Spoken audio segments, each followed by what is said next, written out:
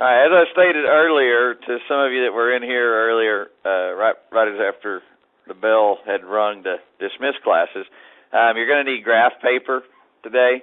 So if you have some graph paper with you, great. You can get by with taking notes without it. But we will need some graphy paper.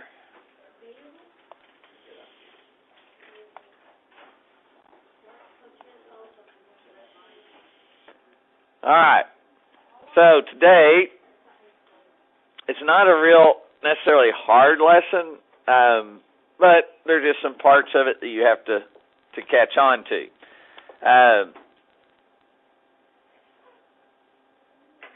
In the book, in the book on page 360, they have the 3 steps that you need to do for graphing linear inequalities. So make sure you sort of read that and look at that. First of all, what I want to look at is this. I want to talk about the different types of graphing, okay? The different type of graphing lines. So let me draw a little graph here. Okay. Did I? Sorry, the R didn't take. I was typing it quick and, fix it. Now, for example, if we had 2 points here and here, and we were graphing that line, what we would normally do is we would take a line and, connect the 2 dots and put the arrow on it. Okay? It is different with inequalities. Okay? With an inequality, well, let me go back. With an equation, there are specific solutions that fit that one equation. Okay? There's 2 points, there's a line, and that's it. With inequalities, it's different. Okay? With inequalities, on one side or the other of this line, you could have all of this area in yellow as a solution. It would fit. Because with inequalities, we have multiple solutions. Okay? With an inequality in 2 variables, you're going to have an infinite number of solutions. Okay? And so you may on one side have the answers, or it could be possibly over here on this side you could have the answers. Okay? So that's the first difference between inequalities, graphing of inequalities, and graphing of equations. Okay? With graphing equations, we usually had one line, it went up left to right, or it went down left to right, or it was a horizontal line or a vertical line. You can still have those things with inequalities. For example, we could have, we could have x less than -2. Okay? Well, if I do a number line, if I do a graph, if we do a graph of x net less than -2, well, here is -2 right here. Okay, that's -2. But since it is x less than -2, then it is a vertical line through -2. Now, here's where some of the difference come in with inequalities. If we look at this sign, is there a less than or equal to sign? Or is it just a less than sign? It's just less than. So, how we have to draw this line then is this way. We have to do this.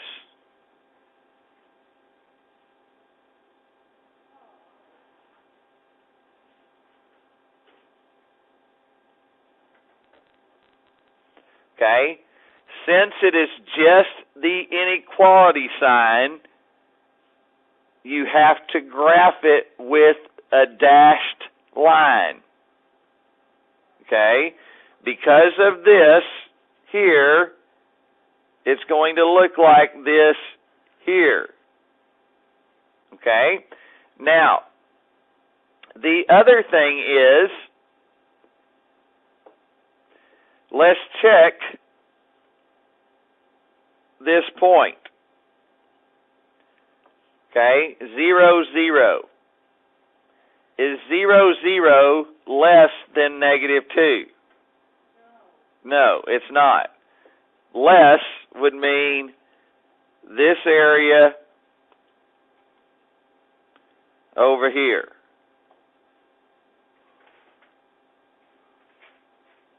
Okay, now, obviously I'm not going to count off if you don't fill in every single little space right here beside the dashed line, but realistically that's what we're looking at. Okay, so any point out here would be the solution. Okay, so that would be the graph of x less than negative 2. Okay, if it would have been x less than or equal to negative 2. Okay, if it was that here, then the only difference would be the line would be solid instead of dashed. Okay, that's the only difference between the two. So, for example, if I had y less than or equal to 1, and I was going to graph that,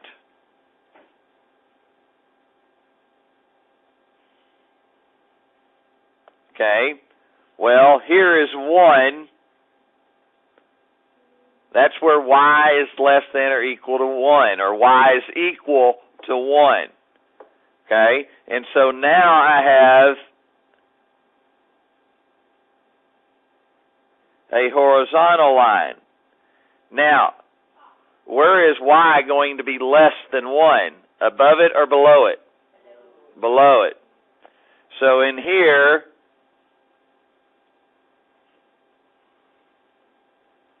is all of my shading. Okay, because any point below that line is going to be a solution. Okay, the reason, once again, that it was solid, the reason it was solid is because of that right there. Because of the equal sign along with the less than sign.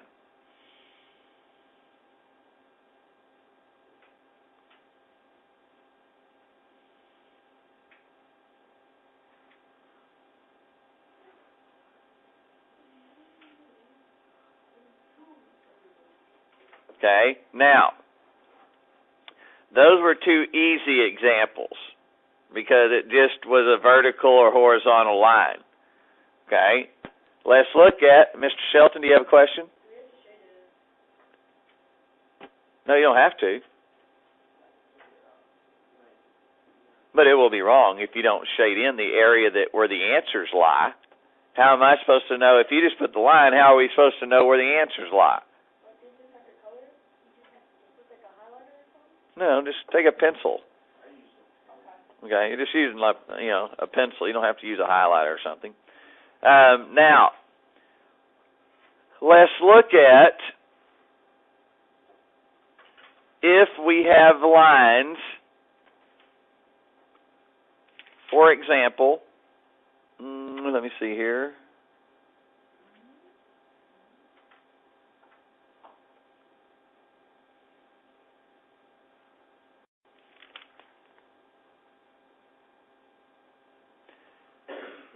Yeah. All right, let's look at, for example, find one here, 3x minus y is greater than or equal to 5. Okay. when we have the actual inequalities with two variables in the inequality. Okay, what we've talked about up to this point is inequalities that just have one variable. Okay, we did the x one, we did the y one. Okay, now let's look at ones that have two variables, an x and a y. Okay, when you have an x and a y, the first step is to put the inequality in slope-intercept form. Okay, so let's remember, slope-intercept form is y equal mx plus b. Okay, that's slope-intercept form. Okay, so I'm going to transform 3x minus y is greater than or equal to 5 into slope-intercept form. So the first thing I must do is 3x minus y equal 5. That's the first thing. I must set it equal to something. Okay? Setting it equal to something. The next step is I've got to move around the term so I get it in slope-intercept form. So I first of all have to do plus a negative. Then I have to take and move the 3x over to the other side. Here it was positive. Here it becomes negative. Okay? So that gives me negative y equals negative 3x plus 5.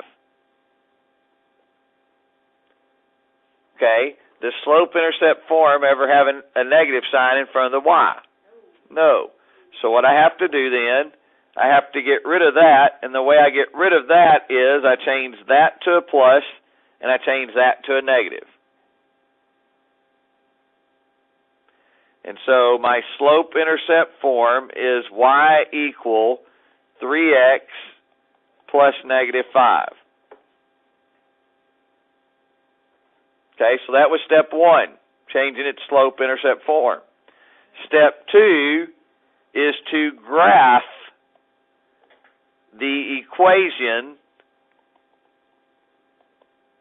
that is in slope-intercept form. So now we're going to graph that. Okay, what's my slope in that? 3. Where does it cross the y-axis? Negative 5. Okay, so let's graph it. Let's see here. I'm going to change colors on my graph.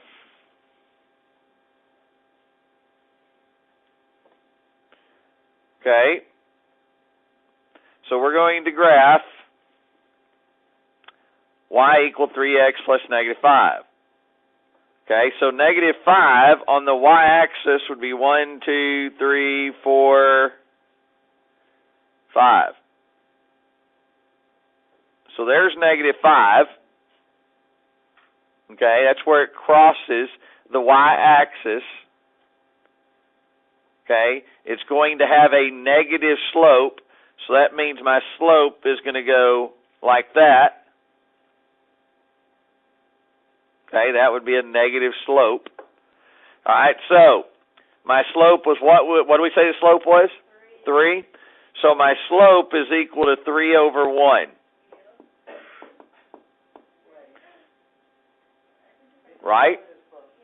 Huh? Oh, my bad, it is positive. I was thinking before we did the negative sign. So let's change that. So this is going to go this way. All right? So that means we're going to go up 3, 1, 2, 3, and over 1. Up 3, 1, 2, 3, and over 1.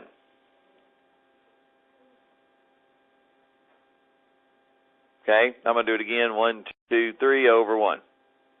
So there's your line.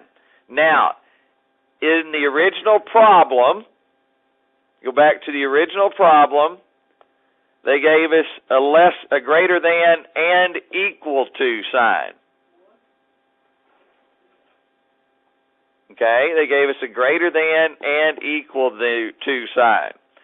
So that means this is going to be a solid line. Okay, now we got to test which side of the line is the correct side. Here's how you're going to do that. I'm going to take right here 0, 0. Okay? I'm going to take 0, 0, and I'm going to plug it back into my original inequality. My original inequality was 3x minus y greater than or equal to 5, correct? So I'm going to take 3x minus y is greater than or equal to 5. And I'm going to plug in the point 0, 0. Easiest one you can do. So I'm going to take 3 times 0 minus 0 is greater than or equal to 5. Well, 3 times 0 is what? 0. 0 minus 0 is 0 greater than or equal to 5. Is that a true statement? No, that is not true. So 0, 0 cannot be a solution. So that means, over here has to be my shaded in area. Because here's point 0, 0. We just said that that's not a true statement. So therefore, if it's not true, then it can't be a solution.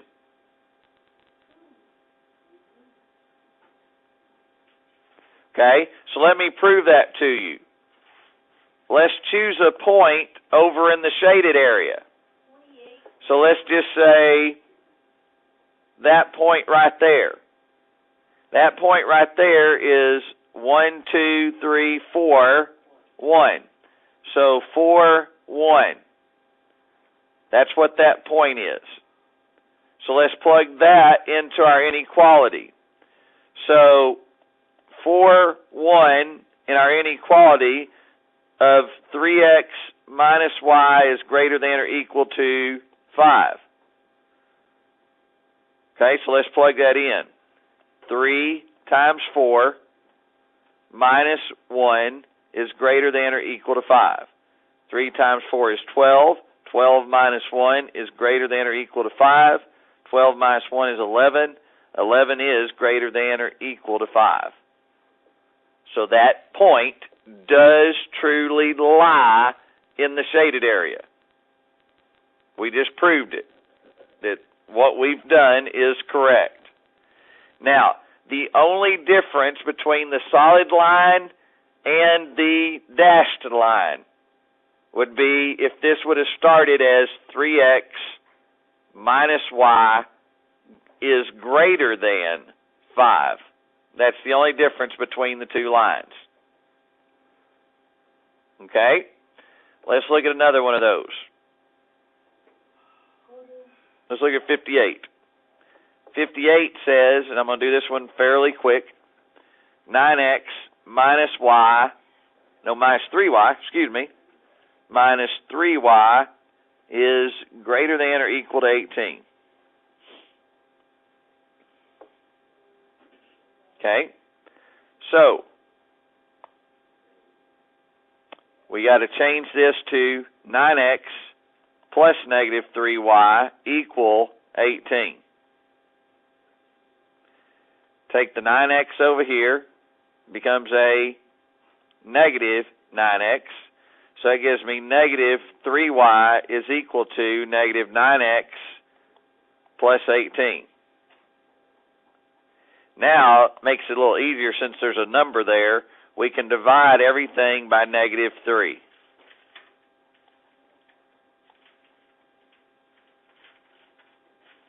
That gives me y equal 3x plus negative 6.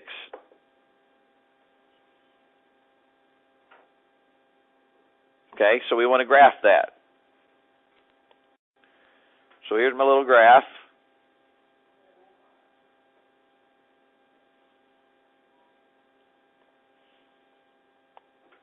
Okay, so my slope is 3 over 1. My y-intercept is equal to negative 6. So 1, 2, 3, 4, 5, 6. So right there, I'm going to go up 3, 1, 2, 3, and over 1. Up 3, 1, 2, 3, and over 1. Up 3, 1, 2, 3, and over 1. So it is a solid line.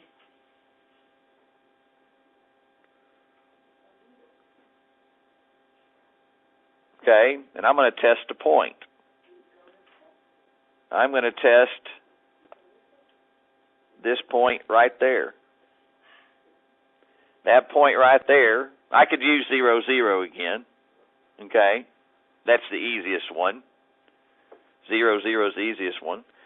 If I do this one, this is what? 1, 2, 3, 0. So if I plug that back into my original problem, 9x minus 3y is greater than or equal to 18.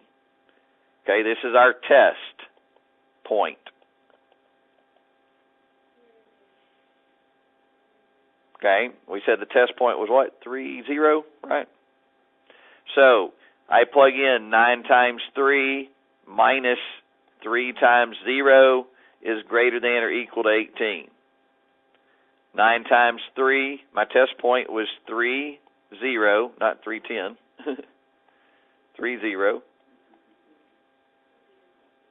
Okay, that's your test point. And so that gives me 27 minus 0 is greater than or equal to 18. 27 is greater than or equal to 18. So that tells me that that point does fall in the solution area. So we take it and we do that. Okay? Yes, Brianna? I just do 4 points because it makes it easy to do my shading. You can do 3. 3's fine. Nick?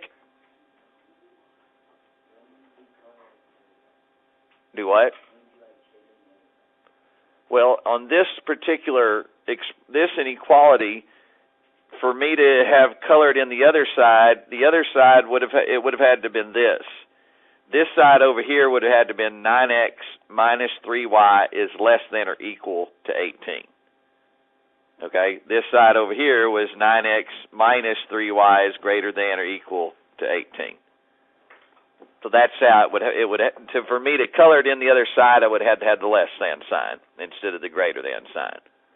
The two that I did happen to have greater than signs. Now, one other thing I want to show you, because a lot of your problems look like this. There's one. Is that an even one? Nope. Let me give it an even one. 7 minus x. Where'd it go? Minus x is less than or equal to 16. Okay? And they tell you to sketch the graph of that inequality. Okay, it's very simple. Plus a negative.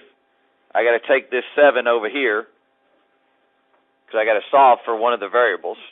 Okay, I take the 7 over there, it becomes a what? Negative.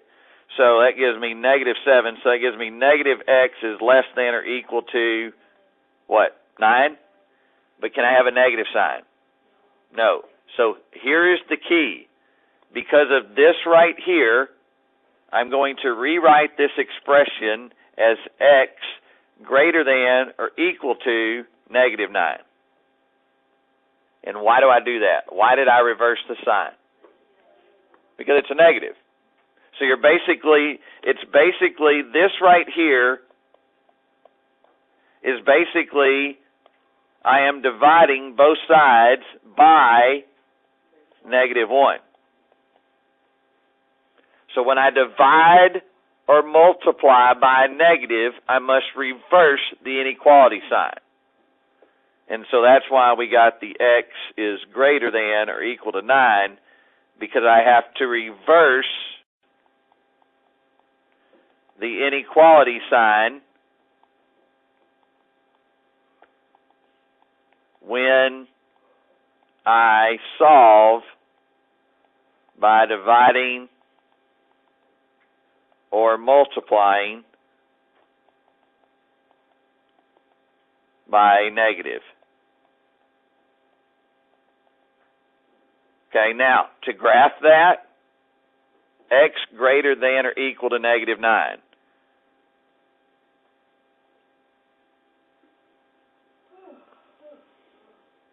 Okay, real rough, ugly graph here. But 1, 2, 3, 4, 5, 6, 7, 8, and I still didn't get enough. 9. Okay, so there's your point.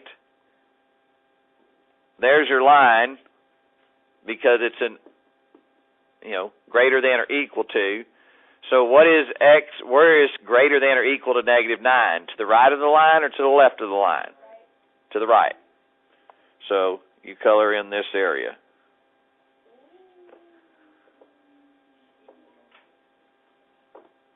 Okay. That's the shaded in area, Matthew. You're having trouble with that whole shading thing, aren't you?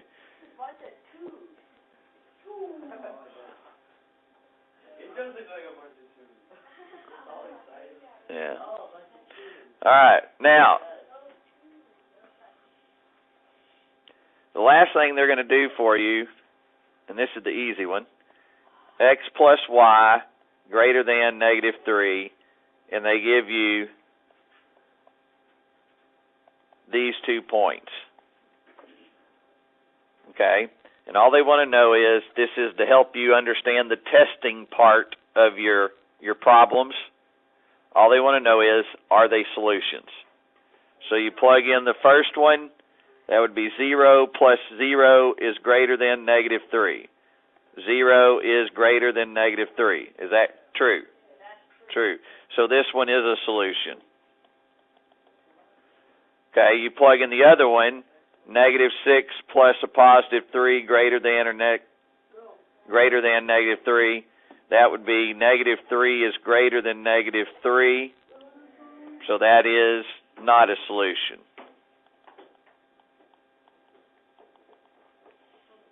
Okay. All right, your homework.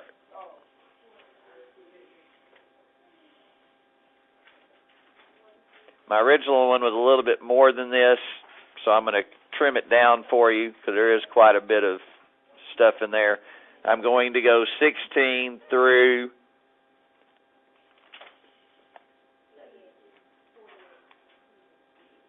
66 even. Hey, it was originally 1 through 66 even.